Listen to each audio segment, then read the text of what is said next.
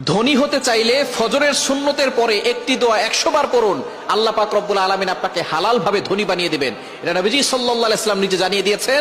মুসনাদে আহমদের হাদিস, তাবরানী শরীফের হাদিস। নবীজি সাল্লাল্লাহু আলাইহি ওয়াসাল্লাম জানিয়ে দিয়েছেন চমৎকার একটি ছোট্ট দোয়া, ছোট্ট একটি বাক্য। নবীজি সাল্লাল্লাহু আলাইহি ওয়াসাল্লাম বলেছেন, এই সময় যদি এই বাক্যটা 100 বার পড়া হয়, আল্লাহ পাক রব্বুল আলামিন তাকে হালাল ভাবে ধনী বানিয়ে দিবেন। দোয়াটি করবেন কখন? ফজরের নামাজের সময়, 2 রাকাত সুন্নতের পরে, ফরজের আগে। মনে রাখবেন, আজানের পরে, একামতের আগে এই সময়টা আমরা অনেকেই মসজিদে গিয়ে চুপচাপ করে বসে থাকি। আপনি এই সময় আল্লাহর কাছে দোয়া করবেন। এই সময় দোয়া করলে আল্লাহ তাআলা সেই দোয়াটা কবুল করে নেন। আর দোয়া লা ইউরাদ্দু বাইনাল আযানি ওয়াল ইকামা, তিরমিজি শরীফের হাদিস, আবু দাউদ শরীফের হাদিস। আজান ও ইকামতের মাঝখানে দোয়া করলে সেই দোয়াটা কবুল ফিরিয়ে দেওয়া হয় না, সেই দোয়া কবুল করা হয়। আপনি যখনই যেই নামাজে মসজিদে যাবেন, আজান দিয়েছে, একামত হতে একটু দেরি হয়, আপনি সুন্নত পড়ে চুপচাপ বসে থাকবেন না, গল্প করবেন না, আপনি আল্লাহর কাছে দোয়া করবেন। আল্লাহ তাআলা আপনার সকল দোয়াগুলো কবুল করবেন।